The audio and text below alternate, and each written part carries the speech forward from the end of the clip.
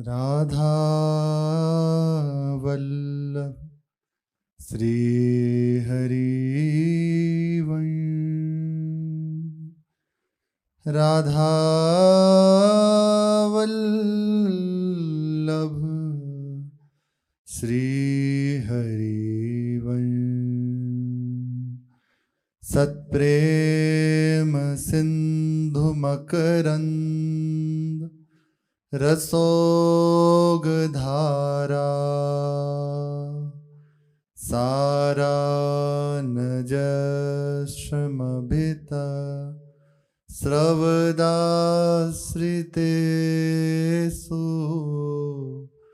श्री राधिके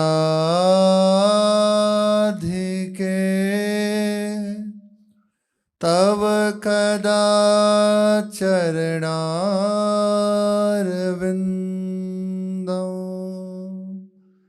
गोविंद जीवन धनो शिरसा वहामि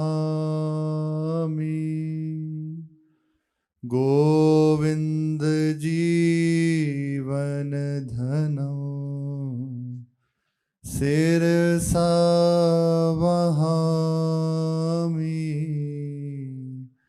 श्री राधा वल्लभ लाल की जय। महामहिमाशाली भगवान के अनुराग में डूबे हुए संत महापुरुषों के वचनों को सुनने से हृदय का अंधकार दूर हो जाता है। हमारा मलिन हृदय पवित्र होकर प्रभु के लिए व्याकुल हो जाता है। हमारे हृदय में भी उन्हें प्राप्त करने की बात, उन्हें प्राप्त करने की पात्रता जागृत हो जाती है। संतों के वचन महामहिमाशाली हैं। ये मानो अंधकार के लिए प्रकाश स्वरूप हैं। हृदय के अंधकार को दूर करके महान निर्मल प्रकाश प्रकाशित कर देंगे हृदय में। बहुत ध्यानपूर्वक इन वचनों का हम लाभ लें, श्रवण करें। श्री सेठ जी जय दयाल गोयनका जी महाराज कह रहे हैं, मूल्यवान से मूल्यवान काम में ही समय लगाना चाहिए। जो सबसे मूल्यवान है हमें अपने समय को उसी में लगाना चाहिए। और सबसे मूल्यवान एक ही है, श्री भगवान। उनका ध्यान, उनका भजन, उनका सत्संग, यही सबसे मूल्यवान है, क्योंकि यही हमारे साथ जाएगा। संसार में आपने बहुत बड़ी बिल्डिंग खड़ी कर ली, बहुत रुपया इकट्ठा कर लिया, बहुत लोगों में आपकी पहचान है, बहुत कीर्ति है, यश है, वो कुछ भी साथ नहीं जाएगा। स्वर्ण का आपने बहुत ज़्यादा संग्रह किया, रत्न जवाहरात आदि संग्रह किए, ये साथ कुछ नहीं जाएगा। तो मूल्यवान होने पर भी इनका कोई मूल्य नहीं, सब यहीं रह जाएगा। और ऐसा ही है, बड़े बड़े चक्रवर्ती सम्राट हो गए। सिकंदर जो यूरोप से आया हुआ था, पूरे विश्व में विजय प्राप्त कर ली। बाद में एक रास्ते में एक संत को देखा और वे बोले कि हमने सुना है कि तुम पूरे विश्व पे विजय प्राप्त कर चुके हो। तो उन्होंने कहा हाँ, तो तुम मरोगे, उसके बाद जब स्वर्ग जाओगे तो हमारा एक कार्य कर दोगे कि क्या, ये सुई है, ये ले चलना। तुम तो सब कुछ इतना बटोरे हुए हो तो संग ही लेके जाओगे, तो इसे संग ले जाना, हम वहीं मिलेंगे, हमें वहीं दे देना। तो सिकंदर ने कहा कि आप भी कैसी मजाक की बात करते हैं, अरे वहाँ क्या ये सुई ले जा सकते हैं? बोले वही, यही तो हम तुम्हें बताना चाहते हैं। तुमने पूरी सृष्टि में विचार करते हो विजय प्राप्त करने की, भारत को और विश्व को जीत लिया, बहुत धन संग्रह कर लिया। 18 जाने कितने ऊँटों में तो चाबियां चलती थी खजाने की, 19 ऊँटों में खजाने की चाबियां, खजाना नहीं, पूरे विश्व को उसने अपने अधिकार में ले लिया। इतनी हत्याएं करते हो, इतने नृशंस हो रहे हो, क्या ये सब साथ जाएगा? बस विचार में पड़ गया। संत यही है, कौन सा शब्द हृदय को प्रकाशित कर दे। उसके हृदय में खलबली मच गई। क्या सत्य कहते हैं, मैंने पूरे विश्व को अपने अधीन कर लिया, पर इसका महत्व क्या, इसका मूल्य क्या? मेरे साथ तो कुछ नहीं जाएगा। फिर उदास हो गया, सब कुछ होते उदास हो गया। और उसने कहा, जब मेरी मृत्यु हो तो मेरे दोनों हाथों को बाहर निकाल देना और इसे खोल देना, दोनों हाथों को, ताकि संसार देखे कि पूरे विश्व में विजय प्राप्त करने वाला सिकंदर अपने साथ कुछ नहीं लेके गया, खाली हाथ आया था और खाली हाथ चला गया। बस संग गई तो कर्मों की पोटली, जो उसने शुभ या अशुभ कर्म किए वही संग गए। इसलिए बहुत आपने मूल्य कमाया, बहुत मूल्यवान वस्तुओं का संग्रह किया, पर उसका कोई मूल्य नहीं है। सच्चा मूल्यवान तो भगवान की सेवा है, भगवान का नाम है, सत्संग है, भजन है, ध्यान है। जितना आप नाम संग्रह कर लोगे तो यही आपके साथ जाएगा। आप इससे दूसरों को भी सहयोग कर सकते हो। सतरति सतरति सा लोकांश तारयति। श्री महाराज जी उस दिन जब 1 करोड़ 2 करोड़ की गणना कर रहे थे तो उसमें कहा था 13 करोड़ जो जब कर लेता है वे दूसरों को तारने वाला हो जाता है, जगत मंगल करने वाला हो जाता है। तो स्वयं तो उसकी कमाई करता ही है, दूसरों को भी भुगते दे ही न जाचे ही। स्वयं आनंद लेता है, दूसरों को दान करता है और किसी से याचना नहीं करता। इसलिए ऐसी वस्तु का ही हमें संग्रह करना चाहिए जिससे हमारा लाभ हो, और लाभ केवल भगवान के चरणों का अनुराग, उनकी सेवा है, उनका भजन है। जो व्यक्ति इस असार संसार के तुच्छ अनित्य और क्षण भंगुर भोगों में फंसकर भगवत भजन ध्यान सत्संग छोड़ देता है, वह महामूर्ख है। अंत में उसकी बड़ी दुर्दशा होती है। ऐसा ही है, माया का प्रलोभन होता है, इसी से तो लड़ाई है।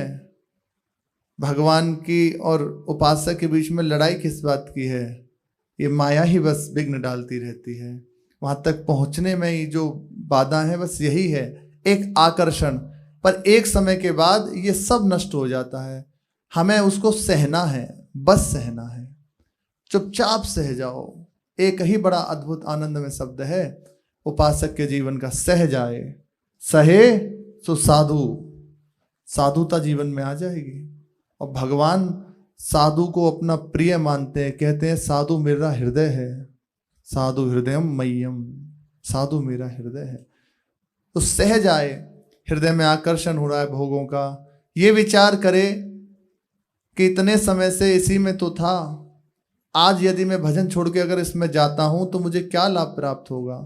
केवल जलन। और ऐसा ही है, आप ध्यान से देखें, कोई बहुत अच्छी वस्तु खाने की जब मन में विचलता हो तो आप उसको पा लीजिए, उसके बाद आप चिंतन में देखो क्या होगा, अरे क्यों पाई, बस व्यर्थ में समय गया, पैसे गए, यही हृदय में आएगा, कुछ मिला तो नहीं। अगर आप भजन करते हैं तो, नहीं तो संसारी आदमी सोचेगा आज तो हमने अमुक विषय भोगा। और कोई भी विषय है, आप कोई चित्र देखते हैं, मोबाइल देखते हैं, अगर आप भजन करते हैं तो आप देखो हृदय में एक जलन होगी, क्यों मैं समय को बर्बाद कर रहा हूँ, क्यों मेरा समय व्यर्थ जा रहा है। एक हृदय में पश्चाताप होगा, अरे इतनी देर भगवान का नाम जप लेता, उनका चिंतन कर लेता, कितना अच्छा रहता। हे प्रभु आप मुझे बल दो, कृपा करो, ये पुकार होने लगेगी।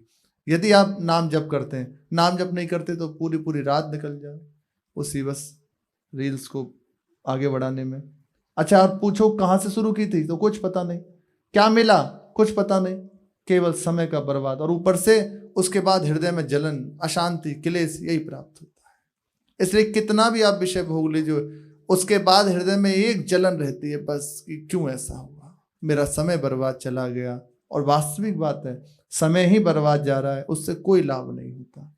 वह महामूर्ख है जो अपने समय को भगवान में ना लगा के इन बाहरी विषयों में लगाता है, इधर उधर लगाता है। इसलिए भगवान का भजन कमा ले, भगवान का भजन ही सहायक है। और ये हर जगह हो सकता है, उसमें ऐसा जरूरी नहीं कि ये सब हो तब भजन होगा, नहीं, भगवान का नाम इतना कृपालु है, आप हर जगह हर जगह हर जगह ले सकते हैं, हर जगह ले सकते हैं। कहीं कोई ऐसा नहीं कि इस जगह नहीं लेना। इसलिए नाम की जय हो, मंत्र से भी बढ़ के, इसलिए अपने संतों ने नाम को कहा कि मंत्र में तो एक मर्यादा है कि अमुक अमुक अवस्था में अमुक अमुक स्थान पर ले सकते हैं, लेकिन नाम में ऐसा भी नहीं है।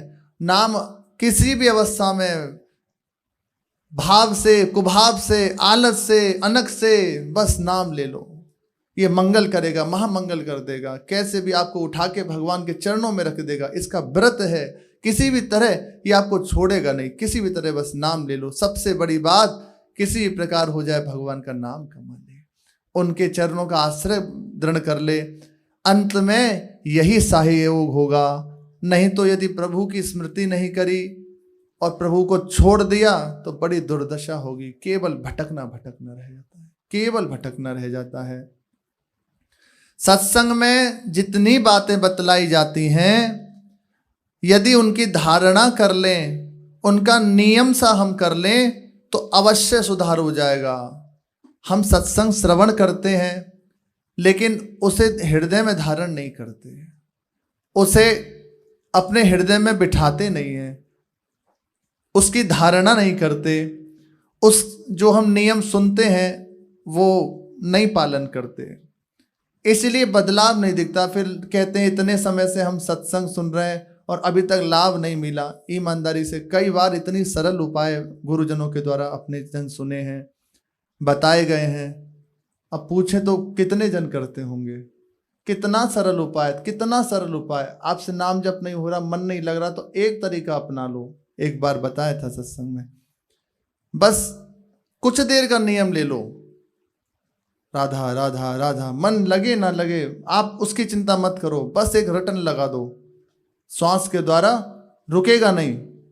और वो आप समय रख लीजिए, आधा घंटा, 1 घंटा, जितनी आपकी क्षमता है। बस श्वास को उल्टे पलटे, सांस खींच रहे हैं या सांस छोड़ रहे हैं, बस उसमें निरंतर नाम की रटन। मन को छोड़ दो, बिल्कुल छोड़ दो, ये लौट के ना आ जाए, समाधिस्थ होने लगेगा।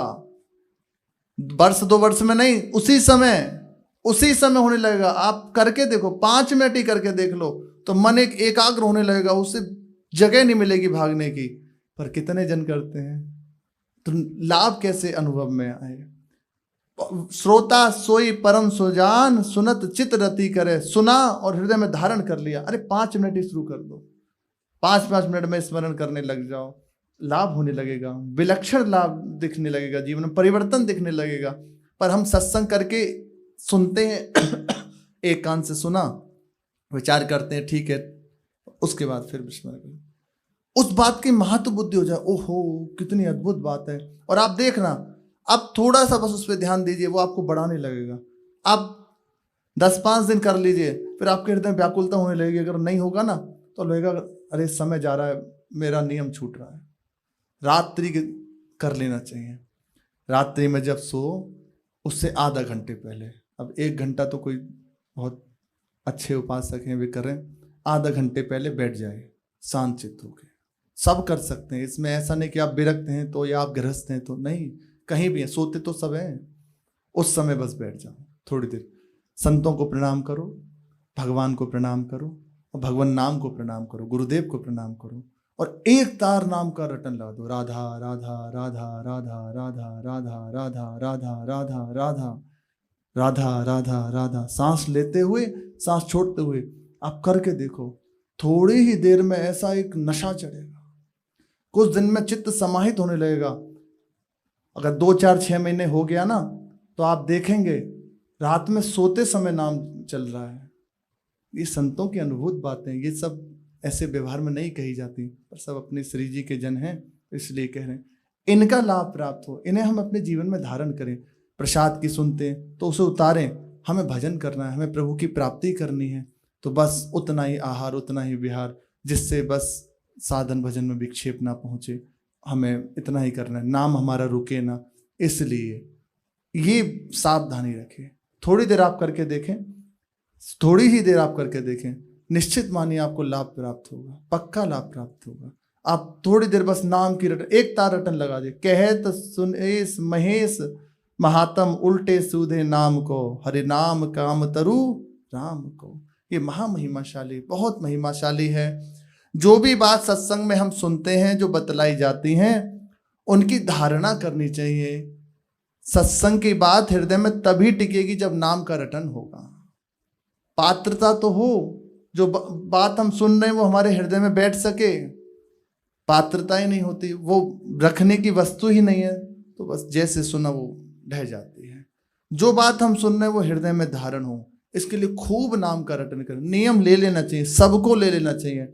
हम रस उपासक हैं या हमारा चिंतन होता है, ऐसा नहीं, सबको ले लेना चाहिए। अपने को धोखा नहीं देना चाहिए। यदि आपका है कि अहरने सब भगवान हमारी गणना करें, हम तो निरंतर रट रहे हैं, फिर तो बात एक अलग। भाई गुरुजनों की तो, गुरुजनों से अपनी तुलना थोड़ी की जा सकती है, वे तो सिद्ध महापुरुष हैं, उनकी अवस्था है। पर हमें अपने को देख लेना है, क्या मैं ऐसा हूं, क्या मेरी ऐसी स्थिति है कि निरंतर ना अपने का, ये जज आपको खुद को करना है, इससे दूसरे का नहीं। अगर नहीं है तो ले लेना चाहिए। जितना भी बने आप ईमानदारी से, वो देखना वो नाम आपको धीरे धीरे उठाएगा, आपको हर जगह से असंग करता चला जाएगा और आपको उठा के प्रभु के चरणों में रख देगा। ये महामहिमाशाली बातें हैं।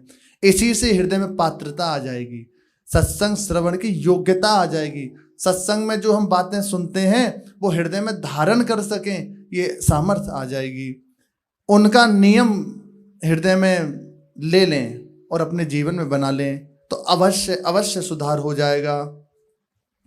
हम लोगों में दृढ़ता नहीं है।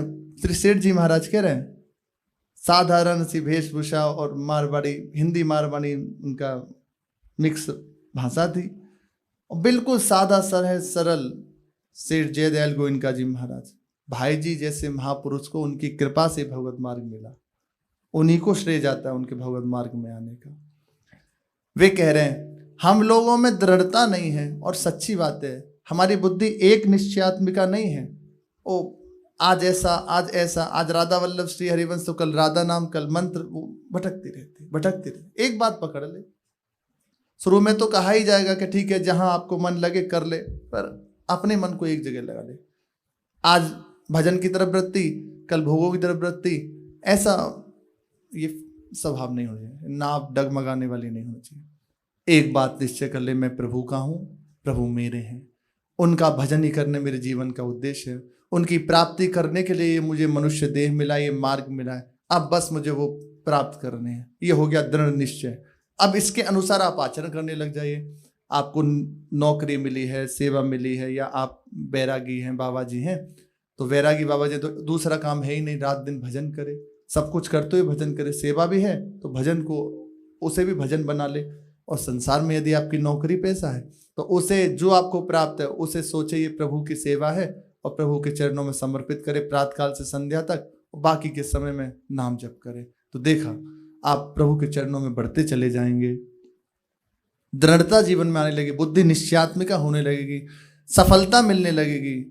हम लोगों में दृढ़ता नहीं है, इसलिए सफलता नहीं मिलती, इसलिए बहुत समय हो जाता है। बहुत सत्संग सुन लिया, 20-20 साल से सत्संग सुनते हुए हो गए, लेकिन परिवर्तन नहीं होता। और देखा जाए तो हृदय विपरीत, जिस प्रभु के लिए हम मार्ग में आए उन्हीं से विपरीत हृदय। कारण जो करना चाहिए वे नहीं किया, हमने मनमानी करी, इस कारण से आज हमारा हृदय विपरीत। इसलिए अपने को संभाल ले। इतना तो देखो, इतना स्वार्थी आपको बनना पड़ेगा, इतना तो आपको स्वार्थी बनना पड़ेगा। यद्यपि कहा जाता है स्वार्थी नहीं होना चाहिए, पर भगवत मार्ग में आपको ये स्वार्थी बनना पड़ेगा कि मुझे भजन नहीं छोड़ना, मेरी प्रियाजू से दूरी ना हो, इतना स्वार्थी आपको बनना पड़ेगा। इतना आपको अपने आप को कसना पड़ेगा, चाहे जो हो जाए मैं प्रभु को नहीं छोड़ सकता, अब चाहे जैसी स्थिति आए, ऐसा आपको करना पड़ेगा। अब उसके लिए मानो किसी के सामने प्रणाम कर रहे हैं, किसी की वंदना कर रहे हैं भगवत भाव से, ताकि हमारे भगवत मार्ग में बाधा ना आए और बढ़ता चला जाए आगे। सफलता क्यों नहीं मिलती? क्योंकि हम उन वचनों को मानते नहीं हैं। इतने अमृत में वचन होते हैं। अब मैं सेवक सचराचर रूप स्वामी भगवंत, आह, अब इसी बात को कई बार दोहरा के कहे कि कितनी अमृत में बात है। अब वही बात हम सुन रहे हैं, वही बात सुन रहे हैं, पर देखो कोई हृदय में स्पर्श सुन रहे, और वही कई बार बहुत दोहराई और कहा, सत्संग में भी कहा था कि मैं सेवक सचराचर रूप स्वामी भगवंत, कितनी अमृत में बात है। मैं सेवक हूं, चराचर विश्व भगवान का स्वरूप है, मैं सबका दास हूं। कितनी आनंदमयी बात है। एक बात पकड़ ले, अभी उत्थान प्रारंभ हो जाए, इतना कुछ बातें पकड़ लेनी चाहिए बस। नाम का रटन, उसके लिए नियम, और पहला दृष्टि करे अखंड चिंतन के लिए। जो भी कुछ दिखाई दे, जड़ चेतन जीव जो कुछ दिखाई दे, एक बार मस्तक झुक जाए, जय हो प्रभु आपकी। जो व्यवहार हो वो बात एक अलग है, पर एक बार दृष्टि झुक जाए। हम जो भी देखें, दीवार देखें, घड़ी देखें, बस जय हो प्रभु आप ही इस रूप में। क्योंकि जब सृष्टि नहीं थी तो प्रभु थे, जब सृष्टि नहीं रहेगी तो केवल प्रभु रहेंगे, और बीच में तो वही भगवान है। पूज्य राधा बाबा कहते हैं तुम्हें ये घड़ी दिखाई दे रही है, ये घड़ी नहीं है, या श्री कृष्ण है, मैं देख रहा हूं, वो देख रहे हैं। अब हमें वो दृष्टि चाहिए। तो प्रारंभ यहीं से होता है। जो भी कुछ दिखाई दिया सामने हमारे, जो पड़ा, या अंदर दृष्टि बंद करते ही जो आया, प्रणाम किया, जय हो प्रभु आपकी। आप देखना, इससे बड़ा लाभ होगा। आपका हृदय प्रसन्नता से भरा रहेगा, आप निर्द्वंद होने लगोगे, आपके हृदय से राग द्वेष हटने लगेगा, एक निश्चिंतता, निशोक, निर्भयता आने लगेगी। मेरे प्रभु सर्वत्र हैं, फिर चिंता क्या करना। बड़ा आनंदमय स्थिति, और नाम का रटन करता रहे तो इसकी पुष्टता हो जाएगी। प्रथम अखंड चिंतन, निरंतर चिंतन यहाँ से प्रारंभ होता है। फिर इसके बाद तो प्रभु की लीलाओं का चिंतन, प्रभु के स्वरूप का चिंतन, प्रभु के नाम का चिंतन यहाँ से प्रारंभ होता है। हर समय बस ये देखता रहे। अभी देखो कितने आनंद की बात है, सब कुछ भगवान बने हुए हैं, क्या परेशानी है। अभी देखो हृदय शांत हो जाए, केवल प्रभु बने हुए हैं, मैं परेशान क्यों हूं व्यर्थ में। राधा राधा सब कुछ प्रभु। अभी हृदय शीतल हो जाए, आनंदित हो जाए, केवल प्रभु ही प्रभु, केवल प्रभु ही प्रभु। नियम कर लें हर समय यही बात का, भगवत दर्शन करने का बतानी नहीं है। आप भगवान, हमें एक बार बस प्रणाम करना है, दृष्टि जो ही जाए बस प्रणाम हो गया। उसके बाद हम जैसे हम आपसे मिलते हैं, जो हमारा व्यवहार है वो कर रहे हैं। दर्शन करना है, बर्तन नहीं, व्यवहार नहीं करना। व्यवहार में तो वैसे ही होगा, पिता है, पुत्र है, माता है, पुत्री है, या जैसा जिसका संबंध है वैसा बर्ताव होगा ही होगा। पर दर्शन प्रथम होगा, जय हो प्रभु आपकी, और वो अपने भजन में लगा तो बढ़ने लगता है, संसार फांस खटने लगती है। आदमी डटकर रहे तो उसमें सफलता है, फिसलने वाला स्वभाव ना हो, डटा रहे, नहीं अब चाहे जो हो जाए अब नहीं छोड़ूंगा, बस मेरे प्रभु, मैं प्रभु का, तो सफलता प्राप्त हो जाएगी। सेठ जी महाराज कह रहे हैं। इसलिए अपना जो कर्तव्य है, नियमों का पालन है, उसे सदा काम में लाना चाहिए। हमारा जो कर्तव्य वे कर्तव्य करें, जो हमने नियम लिए उसको नियमों का निर्वाह करें, और बस आनंदित रहें, किसी प्रकार से विचलित ना हो। भगवान हर समय हमारे सहयोगी हैं, बड़ी कृपा करी, मनुष्य देह दिया, सत्संग दिया, भजन करने का अवसर दिया, अब निश्चिंत रहे, बिल्कुल लहर लहर वो संभाल रहे हैं। आपको बस उनसे अपने आप को जोड़ देना है। इन्हीं महापुरुषों के जीवन चरित्र का अपने जन श्रवण कथन कर रहे हैं। पूर्व प्रसंग में सुना, श्री भाईजी महाराज की दीक्षा हुई, फिर दादी जी ने उन्हें हनुमान कवच याद करा दिया। भाई जी ने हनुमान कवच याद करके उसका पाठ करना प्रारंभ कर दिया, और दिन प्रतिदिन उसमें रति बढ़ती गई और उत्साह बढ़ता गया। आगे चल के भाई जी ने सूर्य, गणपति, देवी, शिव आदि अनेकों स्तोत्रों को नियम से पाठ करना प्रारंभ कर दिया। बचपन से ही 7-8 वर्ष की अवस्था है, तभी से लगन लग गई। नव दुर्गा के जो अवसर होता है उसमें दुर्गा सप्तशती का सांगोपांग अनुष्ठान, भागवत की स्तुति बड़े श्रद्धा से पाठ करते भाई जी महाराज। उनकी श्री दादी राम कौर जी, वे संतों के समीप जाती तो भाई जी भी संग जाते। तो संत बक्खन दास जी ने उनकी रुचि जब देखी कि अध्यात्म की ओर है इसकी रुचि, तो गीता जी के श्लोक याद कराना शुरू किया भाई जी महाराज को। श्लोक जब याद कराए तो एक एक करके श्लोक कराए तो 1 वर्ष के अंदर पूरी गीता जी कंठस्थ कर ली भाई जी ने और सुना दी। तो उन्होंने जब देखा कि बालक की इतनी प्रखर बुद्धि है, इतना इसके हृदय में अध्यात्म के प्रति भाव है, तो बहुत प्रसन्न हुए, बहुत आनंद हुआ। अद्भुत प्रतिभा, आध्यात्मिक प्रवृत्ति देखकर नाथ जी और दादी जी बड़े प्रसन्न हुए। इसी बीच में व्यापारिक जीवन में परिवर्तन आवश्यक हो गया। कनीराम जी की मृत्यु, दादाजी की मृत्यु के बाद श्री भीमराव जी अकेले रह गए, जो इनके पिताश्री थे अकेले रह गए। इसलिए आसाम प्रांत में जो व्यापार था विस्तृत, वे संभालना कठिन पड़ गया। अकेले ही, अब कलकत्ते में भी व्यापार और आसाम में भी व्यापार, तो कठिन पड़ गया उसे संभालना। इसलिए आसाम प्रांत के विस्तृत व्यापार को बंद करना पड़ा। वहां कोई है ही नहीं देखने वाला, अकेले भीमराव जी और भाई जी महाराज छोटे हैं अभी, तो उसे बंद करना पड़ा। पूरा परिवार यहीं कलकत्ते चला आया। 1958 संवत 1958 के साल से सब परिवार कलकत्ते आकर रहने लगे, क्योंकि उस समय अकेले भीमराव जी को ही सारा काम का संभालना पड़ता था। भीमराव जी श्री भाई जी हनुमान प्रसाद पोद्दार जी के पिताश्री, इन्हें अकेला कारोबार संभालना पड़ता था। भाई जी की शिक्षा के विषय में कह रहे हैं कि आगे चलकर भाई जी महाराज कई भाषाओं के प्रकांड विद्वान जानकार हुए, लेकिन बड़ी आश्चर्य की बात यह है कि कहीं भी विधिवत शिक्षा ग्रहण नहीं की भाई जी ने, अवसर ही नहीं मिला। वो भ्रमण का सहयोग था और बालक थे, विधिवत कहीं भी शिक्षा ग्रहण नहीं करी। कलकत्ते का जब वास कर रहे थे तो उस समय हिंदी के तत्कालीन प्रसिद्ध विद्वान संपादकों में एक भाई जी के संपर्क में आए, उन्हीं से इन्हें हिंदी का ज्ञान प्राप्त हुआ और अंग्रेजी का सामान्य ज्ञान इसी अयोध्या प्रसाद जी के पास अध्ययन करके प्राप्त हुआ। लेकिन अन्य भाषाओं का ज्ञान श्री भाई जी ने स्वयं अपनी प्रतिभा से एकत्रित कर लिया, किसी से पढ़े लिखे नहीं। और अब देखो ना, गीता प्रेस में कितनी भाषाओं में वाणियाँ छपती हैं, बहुत सारी वाणियाँ छपती हैं अनेकों भाषाओं में, बंगाली है, मराठी है, गुजराती है, मारवाड़ी है, सब भाषाओं में, अंग्रेजी में, सब तरह से। तो भाई जी महाराज ने कहीं सीखा नहीं, सहज अपनी प्रतिभा से और प्राप्त कर लिया विज्ञान। फिर भाई जी का उपनयन संस्कार श्री छोटे लाल जी द्वारा संपन्न हुआ। उन दिनों कम उम्र में विवाह हो जाया करते थे, जिस समय की बात है तो छोटी अवस्था में विवाह हो जाते थे। श्री भाई जी की अवस्था 12 वर्ष की हो चुकी है।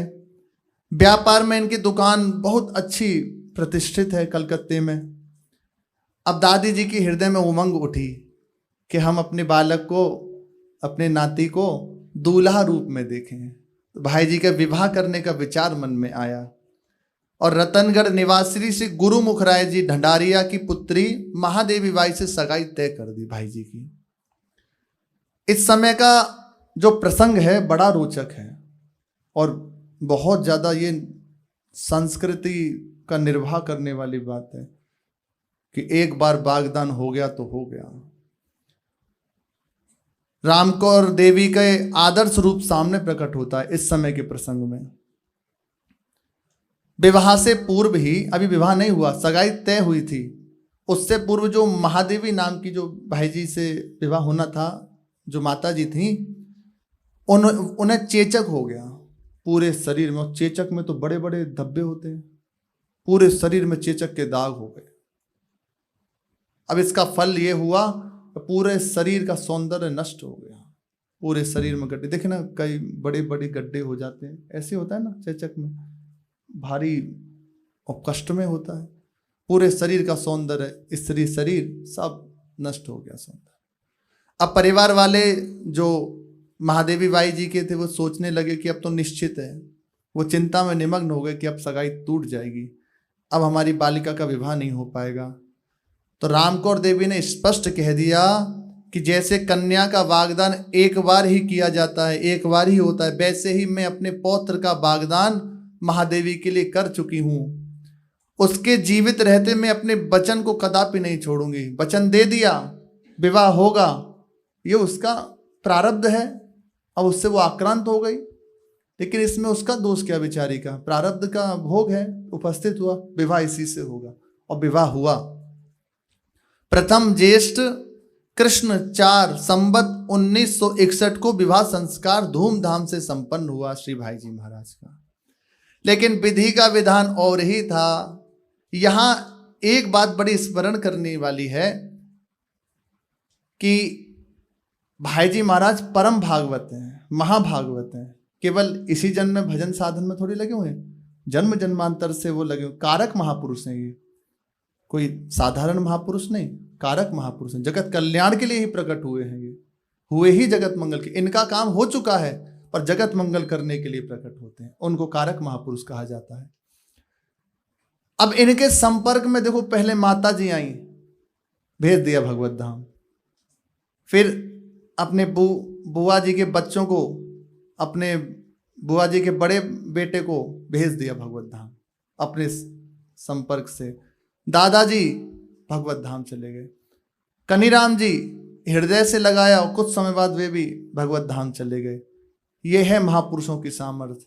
अब विधि का विधान ऐसा हुआ कि दाम्पत्य सुख अधिक दिन नहीं रह सका। विवाह के 5 वर्ष बाद ही महादेवी ने प्रथम पुत्र का मुख देखा और स्वयं सदा के लिए आंखें मूंद ली। पुत्र का प्रसव हुआ और उसके बाद शरीर शांत हो गया उनका।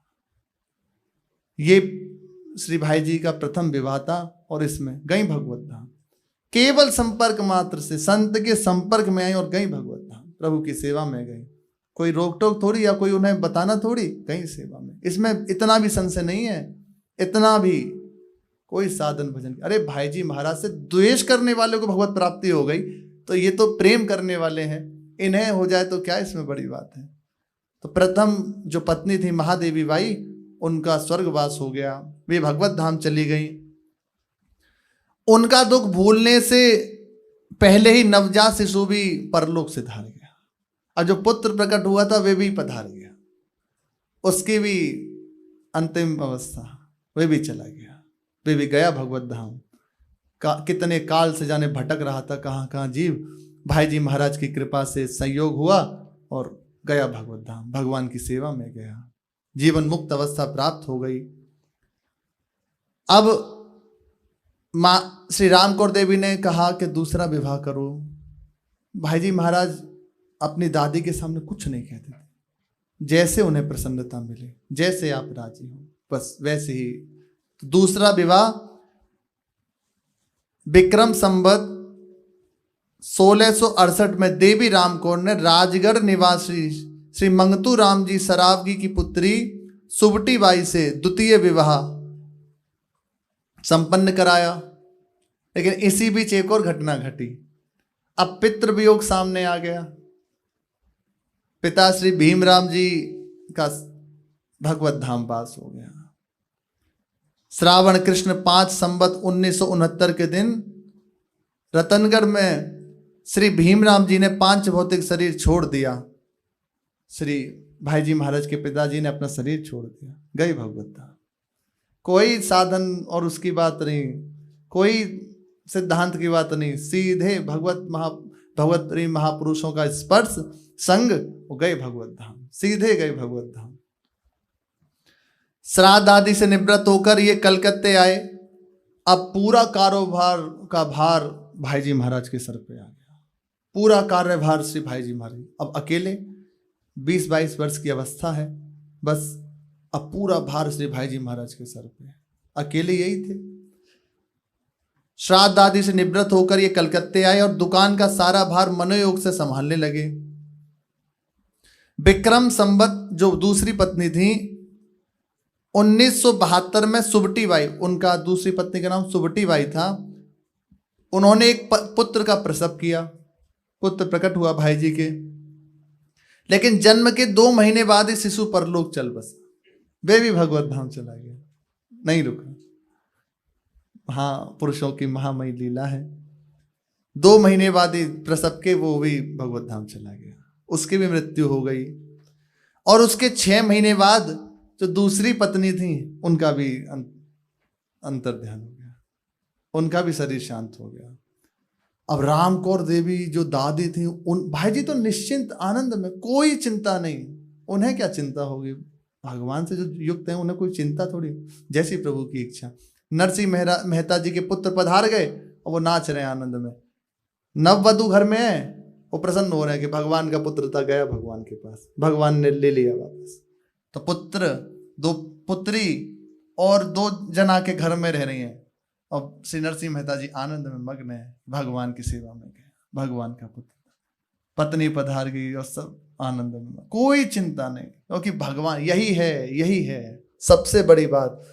सब कुछ मिल सकता है, खूब धन कमा सकते हो, माना अगर भाग्य में है तो ऐश्वर्य है, यश है, प्राप्त हो सकता है, वो भी भाग्य के अनुसार, लेकिन ऐसी निर्भयता नहीं आएगी, ऐसी निर्द्वंदता नहीं आएगी, ऐसी प्रसन्न चित्तता नहीं आएगी। ये तभी होगी जब ब्रह्मभूत अवस्था प्राप्त हो जाएगी। ब्रह्मभूता प्रसन्नात्मा न सोचती न कांक्षति, कोई सोच नहीं, कोई आकांक्षा नहीं, बस हर समय प्रसन्न। अब इन घटनाओं का आघात रामकौर देवी पे बड़ा लगा, उनके हृदय में बड़ी चिंता होने लगी कि अभी जवान पुत्र है, बिल्कुल 2 विवाह हो गए, दोनों ही से छूट गए, अब क्या करें। दोनों ही पत्नी पधार गई, बहुत चिंतित रहने लगी। वो गृहस्थी की समस्याओं से बड़ी चिंतित थी। पौत्र जिसकी उम्र अभी 23 साल की थी, पुनः गठबंधन के लिए दबाव डालने लगी, फिर से कहा कि और एक और विवाह कर लो तुम हमारे कहने से। भाई जी ने प्रथम तो मना किया कि भगवान की इच्छा नहीं, आप रहने दीजिए, पर दादी जी का इतना दबाव तो फिर स्वीकार कर लिया।